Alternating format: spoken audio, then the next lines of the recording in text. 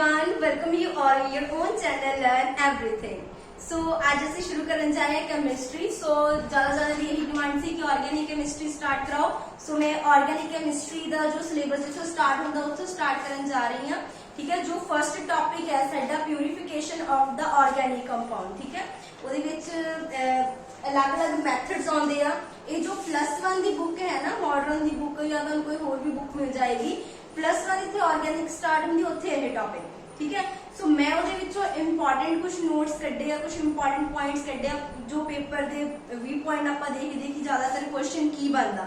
ਠੀਕ ਹੈ, ਸੋ ਸ਼ੁਰੂ ਕਰਦੇ ਆ। ਚੰਗੀ ਤਰ੍ਹਾਂ ਨੂੰ ਸਮਝਣਾ ਹੈ। ਠੀਕ ਹੈ, ਫਿਰ 2 ਜਾਂ 3 ਵੀਡੀਓਜ਼ ਦੇ ਵਿੱਚ ਇਸ ਟੌਪਿਕ ਨੂੰ ਅਸੀਂ ਖਤਮ ਕਰਾਂਗੇ, ਜਿੱਦਾਂ ਦੇ ਵਿੱਚ ਕ੍ਰਿਸਟਲਾਈਜੇਸ਼ਨ, ਸਬਲੀਮੇਸ਼ਨ, ਡਿਸਟਲਾਈਜੇਸ਼ਨ, ਕ੍ਰੋਮੈਟੋਗ੍ਰਾਫੀ, ਅਲੱਗ-ਅਲੱਗ ਮੈਥਡਸ ਆਉਂਦੇ ਆ। ਸੋ ਅਸੀਂ 1 ਬਾਈ 1 ਮੈਥਡਸ ਨੂੰ ਸਟੱਡੀ ਕਰਦੇ ਜਾਵਾਂਗੇ। ਠੀਕ ਹੈ, ਸੋ ਸਾਡਾ ਅੱਜ ਦਾ ਟੌਪਿਕ ਹੀ ਆ ਪਿਊਰੀਫਿਕੇਸ਼ਨ ਆਫ ਦਾ ਆਰਗੈਨਿਕ ਕੰਪਾਊਂਡ, ਜੋ ਸਾਡੇ ਮਾਸਟਰ ਕੇਡਰ ਦੇ ਸਿਲੇਬਸ ਦੇ ਵਿੱਚ ਆਰਗੈਨਿਕ ਕੈਮਿਸਟਰੀ ਦੇ ਵਿੱਚ ਫਸਟ ਟੌਪਿਕ ਹੈ। ਠੀਕ ਹੈ ਜੀ, ਸੋ ਤੁਸੀਂ ਨਾਲ ਹੀ ਨੋਟਸ ਬਣਾਈ ਜਾਓ। ਮੈਂ ਜਸਟ ਰਫ ਨੋਟਸ ਬਣਾਏ ਹੈਗੇ, ਬਿਲਕੁਲ ਜਸਟ ਉਹਦੇ ਵਿੱਚੋਂ ਮੇਨ ਪੁਆਇੰਟਸ ਕੱਢ ਕੇ ਮੈਂ ਤੁਹਾਨੂੰ ਐਕਸਪਲੇਨ ਕਰਾਂਗੀ। ਠੀਕ ਹੈ, ਤੁਸੀਂ ਨਾਲ ਜੋ ਤੁਹਾਨੂੰ ਇੰਪੋਰਟੈਂਟ ਹੋਏਗਾ ਵੀਡੀਓ ਨੂੰ ਰੋਕ ਕੇ ਨੋਟ ਕਰੀ ਜਾਓ। ਠੀਕ ਹੈ, ਏਦਾਂ ਨੋਟਸ ਬਣ ਜਾਂਦੇ ਤੁਹਾਡੇ, ਕਿਉਂਕਿ ਹੁਣ ਜੇ ਮੇਰੇ ਕੋਲ ਜ਼ਿਆਦਾ ਟਾਈਮ ਹੁੰਦਾ ਤੇ ਮੈਂ ਨੋਟਸ ਵੀ ਬਣਾ ਕੇ ਤੁਹਾਡੇ ਨਾਲ ਸ਼ੇਅਰ ਕਰ ਦਿੰਦੀ, ਬਟ ਫਿਲਹਾਲ ਮੈਂ ਜਿੰਨਾ ਕਰ ਸਕਦੀ ਉਨਾ ਕਰ ਰਹੀ ਹਾਂ। ਠੀਕ ਹੈ, ਸੋ ਸ਼ੁਰੂ ਕਰਦੇ ਹਾਂ ਆਪਾਂ। ਸ਼ੁਰੂਆਤ ਕਰਦੇ ਇਸ ਟੌਪਿਕ ਦੀ ਕਿ ਹੈਗਾ ਸਾਡਾ ਅੱਜ ਦਾ ਟੌਪਿਕ ਪਿਊਰੀਫਿਕੇਸ਼ਨ ਆਫ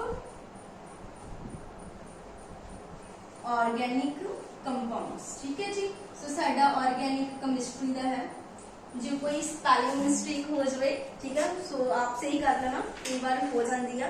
सो जिदा फर्स्ट मैथड आ फिल्ट्रेशन, जिहदे बारे सानू बहुत ईजीली पता कि फिल्ट्रेशन की चीज़ आ। सिंपल आपका कीता भी होया, फिल्टर पेपर लगा के आप फिल्टर करते हैं ना।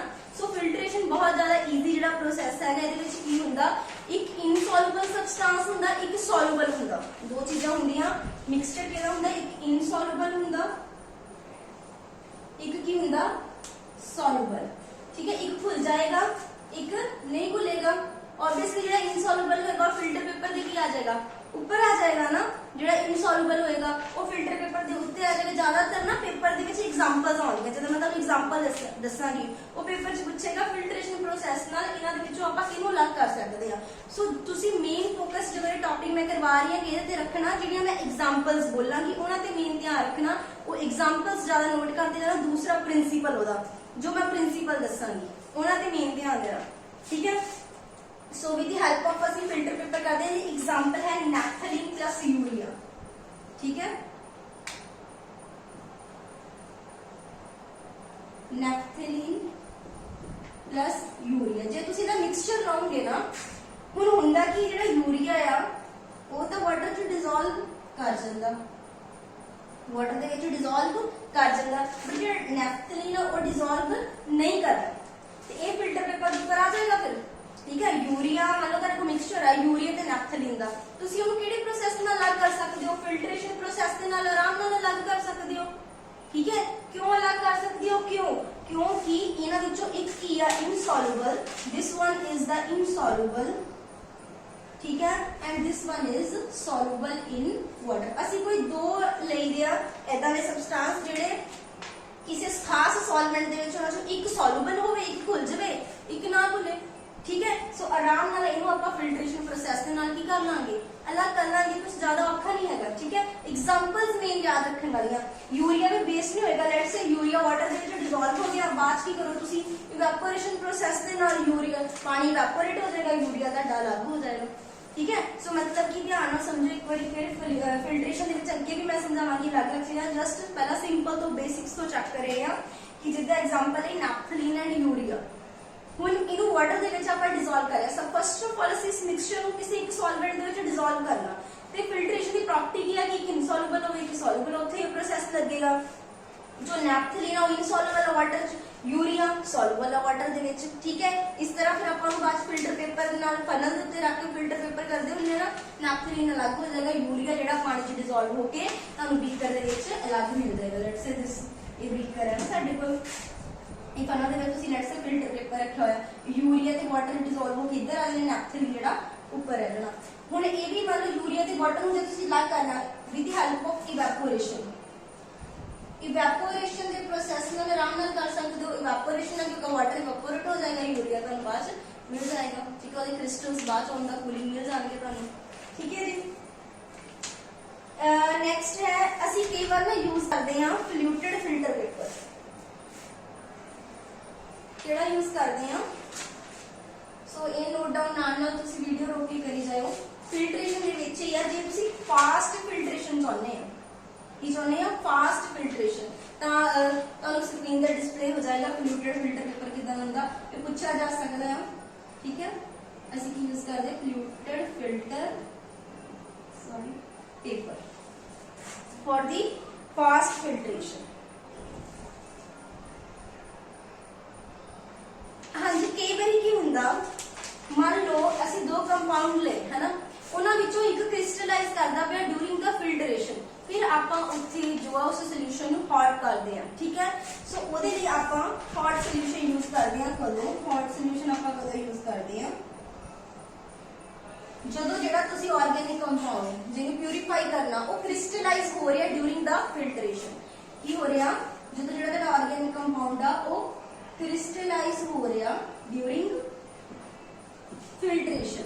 ਹੁਣ ਉੱਥੇ ਕੀ ਹੋਏਗਾ, ਆਪਾਂ ਜਦੋਂ ਹੌਟ ਸੋਲੂਸ਼ਨ ਮੰਨ ਲਓ ਉਹਨੂੰ ਆਪਾਂ ਗਰਮ ਕਰ ਦਿੱਤੇ, ਨਾਲ ਨਾ ਬਾਅਦ ਜਿਹੜੀ ਉਹ ਫਨਲ ਆ ਉਹਦੇ ਥਰੂ ਉਹਨੂੰ ਗਰਮ ਕਰ ਰਹੇ ਆ ਉਹਨਾਂ ਸੋਲੂਸ਼ਨ ਨੂੰ, ਉਹਨਾਂ ਨਾਲ ਕੀ ਹੋਏਗਾ, ਇਹ ਜਦੋਂ ਹੌਟ ਹੋਏਗਾ ਉਹ ਕ੍ਰਿਸਟਲ ਇਹਨਾਂ ਦੇ ਬਣਨ ਨਹੀਂ ਦੇਗਾ, क्रिस्टलाइजेशन नहीं होने देगा। सो असी उस केस दे विच आपां की यूज करना हॉट सोल्यूशन। ठीक है, ਇਹਦੀ एग्जांपल है कि एंथ्रासीन एंड बेंजोइक एसिड, ये पूछा जा सकता कि ਇਹਦੇ ਵਿੱਚ यूज करदे आपां। ठीक है, anthracene and benzoic acid, anthracene ते बेंजोइक एसिड दे केस दे विच आपां ਇਹਦਾ हॉट सोल्यूशन यूज करदे हां।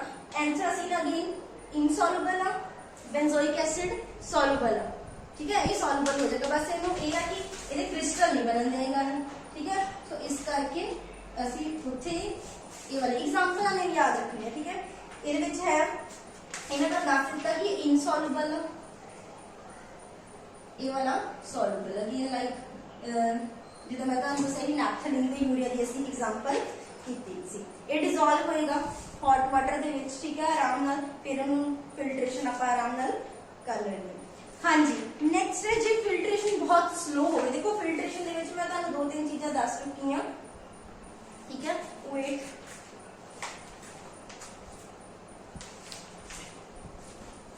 यस सॉरी, फिल्ट्रेशन दे विच मैं तुहानू की दस चुकी हां। एक तो सिंपल आपां फिल्टर दा जो प्रोसैस है वो देखिया है ना, दूसरी बार दस्सिया कि फास्टली आपां फ्लूटेड फिल्टर पेपर भी कई बार यूज करते हैं। तीसरा मैं दस्सिया कि जे सबस्टांस ड्यूरिंग फिल्ट्रेशन ਉਹਦੇ क्रिस्टलाइजेशन हो रही है, क्रिस्टल्स बन रहे हैं, ਤੁਸੀਂ हॉट सोल्यूशन यूज करना। ठीक है, नाल ਉਹ बाहर जैकेट होएगी ਉਹਨੂੰ गरम करना हैगा, ਉਹਦੇ ਨਾਲ ਕੀ ਹੋਏਗਾ हॉट सोल्यूशन है क्रिस्टल ਜਿਹੜੇ ਆ ਉਹ ਨਹੀਂ ਬਣਨ ਦੇਗਾ। ठीक है, ਤੇ डिसॉल्व हो के ਜਿਹੜਾ सोल्यूशन ਤੁਹਾਨੂੰ ਆਰਾਮ ਨਾਲ ਮਿਲ ਜਾਏਗਾ, ਬਾਅਦ ਚ ਫਿਲਟਰ ਕਰ ਲੈਣਾ। तीसरी गल है कि जे फिल्ट्रेशन का प्रोसैस ही बहुत स्लो आ, मतलब फिल्ट्रेशन इन्नी स्लो आ, बहुत टाइम लग रहा उन्होंने फिल्टर होने, उस केस दे विच आपां की करते हैं, इन्हां आपां रफ कर लैंदे ते दस मैं तुहानू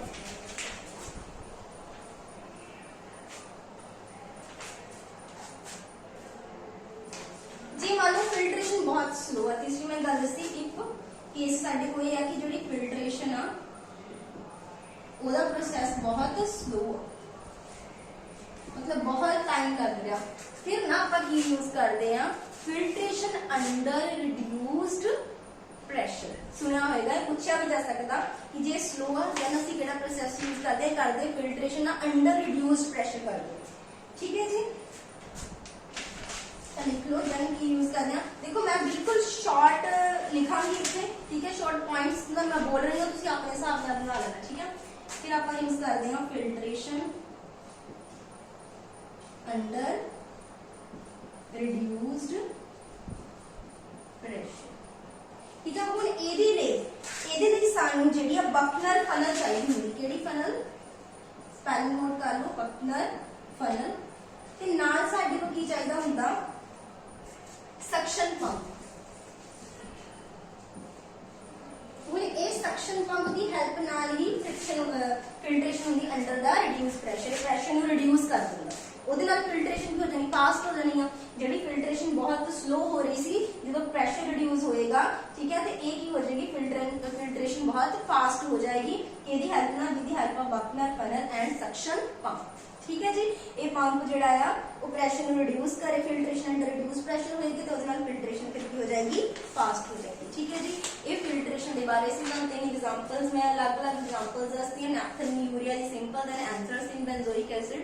ठीक है, ਜਦੋਂ भी एक सॉल्यूबल है, एक इनसॉल्यूबल है, किसी एक खास सॉल्वेंट ਦੇ ਵਿੱਚ। ठीक है, देन ਆਪਾਂ ਕਿਹੜਾ प्रोसेस यूज ਕਰਦੇ, very simple the filtration process. उस तो बाद सिलेबस ਦੇ ਵਿੱਚ ਵੀ ਮੈਂਸ਼ਨ देखो सिलेबस ਦੇ ਵਿੱਚ ਉਹਨੇ ਬੋਲਿਆ ਹੋਇਆ ਹੈ ਮੈਥਡਸ, कुछ ने मैथड मेंशन कर देते हैं बट करने आप सारे ही। ठीक है, जिदा सब्लिमेशन, क्रिस्टलाइजेशन, डिस्टिलेशन ने ज्यादा मेंशन किए हुए। नैक्सट प्रोसैस आप देखना सब्लिमेशन। सब्लिमेशन तो पहला तुहानू पता होना चाहिए व्हाट आर सब्लिमेट्स, तुहानू सारिਆਂ ਨੂੰ पता होगा। ठीक है जी, आप गल करते हैं दूसरा प्रोसैस सब्लिमेशन।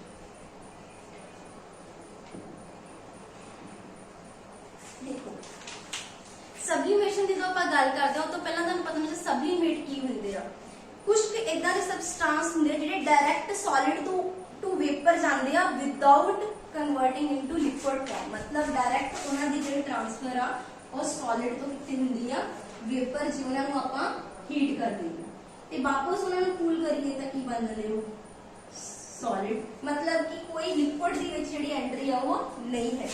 ठीक है, direct solid to vapour form, मतलब solid to gaseous form direct जा रहे हैं जी। हीट किया वापस कूल किया ते वापस उन्होंने की बन जाना सॉलिड।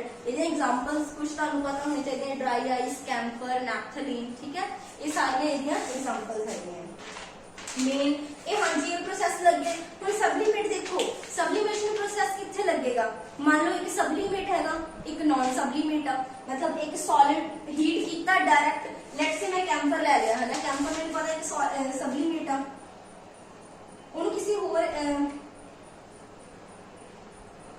किसी होर मैं इंप्योरिटी ना लेट्स मैं इंप्योरिटी बोलांगी इत्थे। ठीक है, जिहड़ी नॉन सब्लीमेट आ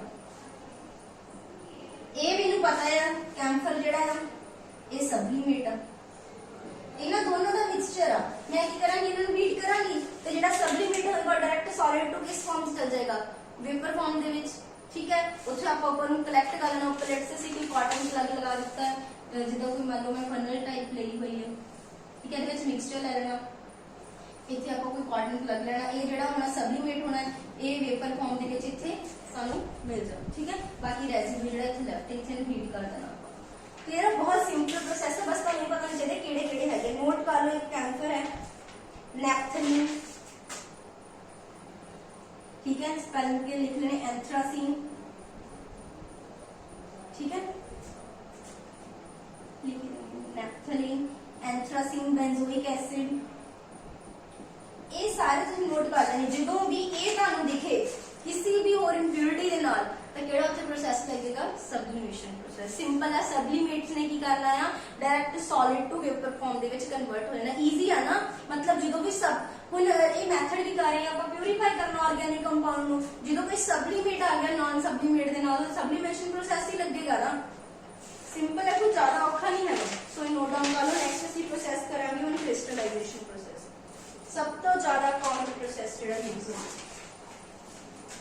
कोई गल नहीं, आप जिद्दां ये टॉपिक कर लेना है ना, टॉपिक करने तो बाद ये सारे प्रोसेस के बहुत सारे एमसीक्यूज भी करांगे। ठीक है, वो तो क्लैरिटी मिलती जाएगी तक स्टार्टिंग है इस टॉपिक की। ठीक है, जे किसी ने बिल्कुल स्टार्टिंग की है केमिस्ट्री की नई चीज़ों का पता लग गया, डोंट वरी, जस्ट टाइम दो। एक बार नहीं समझ आता, 2 बारी देखो, 2 बारी ना 3 बारी स्टार्टिंग करना, स्टार्टिंग कई बार नई चीज़ें पता लगदियां। ठीक है, बाकी इस टॉपिक में कि होली खत्म होना, जो नेक्स्ट असीं टॉक करने आ यही वाले मैं अगे नेक्स्ट वीडियो दे विच फिर रिवाइज होणगे, फिर असीं एमसीक्यूज करांगे, पिछले किहड़े एमसीक्यूज आए सी वो देखांगे, तो वो फिर बहुत रिवीजन होंदी जाएगी। एट द लास्ट तुहानूं ये टॉपिक जिहड़ा है प्रॉपर वे नाल क्लीयर हो जाएगा। ठीक है, डोंट वरी, प्रैक्टिस नाल सब कुछ आ जांदा है। नेक्स्ट साडा प्रोसेस हैगा क्रिस्टलाइजेशन, जो तुसीं सिलेबस दे विच भी देखिया होना, सब तो पहले नंबर ते मेंशन हैगा। ठीक है, सो क्रिस्टलाइजेशन सब तो मोस्ट कॉमन जिहड़ा प्रोसेस यूज होंदा, मोस्ट कॉमन, ये भी नोट कर लो। कई बार हो सकता कई बार ना बहुत बरीकी गल्लां पुछ लैंदे आ। मोस्ट कॉमन प्रोसेस जिहड़ा यूज होंदा है। सो मेन इहदा हुण 2 तरह दे, एक क्रिस्टलाइजेशन, एक आपां बोलदे ने फ्रैक्शनल क्रिस्टलाइजेशन। ठीक है, जिद्दां अगे भी आएगा डिस्टिलेशन, फ्रैक्शनल डिस्टिलेशन, वो आपां कल करांगे, अज इन्ने टॉपिक रखते हैं। Fractional crystallisation. ठीक है जी। हुण क्रिस्टलाइजेशन फर्स्ट ऑफ ऑल ना मैं तुहानूं दस्सिया इन्हां विच तुहानूं प्रिंसीपल क्लीयर होना, वो किस प्रिंसीपल किस सिद्धांत ते जिहड़े प्रोसैस वर्क कर रहे हैं वो पता होना चाहिए। पहले क्रिस्टलाइजेशन दी नोट करो कि जिहड़ा भी सबसटांस है ना, जिहड़ा भी तुसीं सबसटांस लै रहे हो वो की होएगा, ज्यादा सॉल्युबल होएगा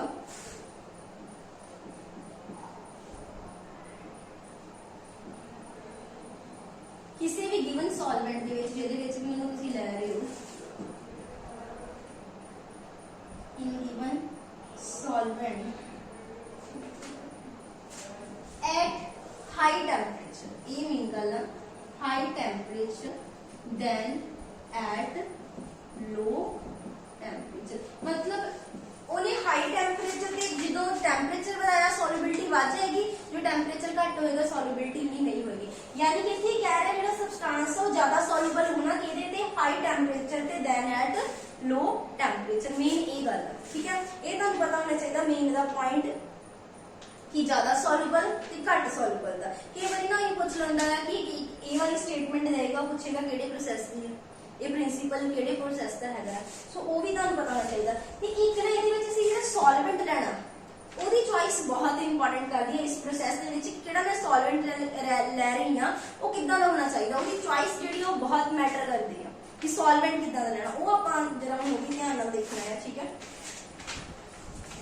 ਹਾਂ ਇੱਕ ਗੱਲ ਹੋਰ ਇਹਦੇ ਵਿੱਚ ਇਹ ਜਿੱਦਾਂ ਹੁਣ ਲੈਟਸ ਸੇ ਮੈਂ ਕੋਈ ਵੀ ਲੈਟਸ ਸੇ ਕੋਈ ਇਹ ਕੰਪੋਨੈਂਟ ਬੀਕਰ ਲੈ ਲਿਆ ਮੈਂ ਵਿੱਚ water, let's say copper sulphate ਦੀ ਕਿਸੇ ਦੀ ਗੱਲ ਕਰ ਲਓ, ठीक है, वो वाटर दे विच जिहड़ा डिसॉल्व करदा है एट ज्यादा सॉल्युबल हुंदा at high temperature than at low temperature. ये नहीं कि लो टेम्परेचर ते उन्हां नूं ना सॉल्युबल करना इदां, ठीक है। सो ये वाली मेन जिहड़ी गल है ना, तां ही मैं थोड़ा एग्जांपल देके दस दित्ता कि ध्यान रखना ये वाला जो इत्थे प्रिंसीपल होगा, ठीक है। उस तो बाद गल कीती है चॉइस ऑफ सॉल्वेंट कि सॉल्वेंट कितना होना चाहिए, उहदी चॉइस जिहड़ी है वो भी देखनी है आपां।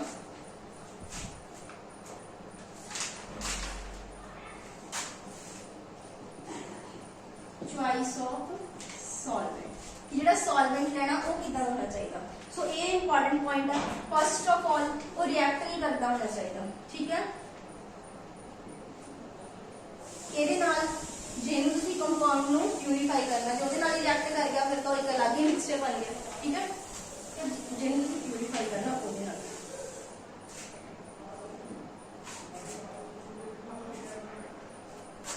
दूसरा जो आप कूल करिए वो क्रिस्टल आराम से बन जाए, ठीक है। क्रिस्टलाइजेशन हो जानी चाहिए वो ऑन कूलिंग,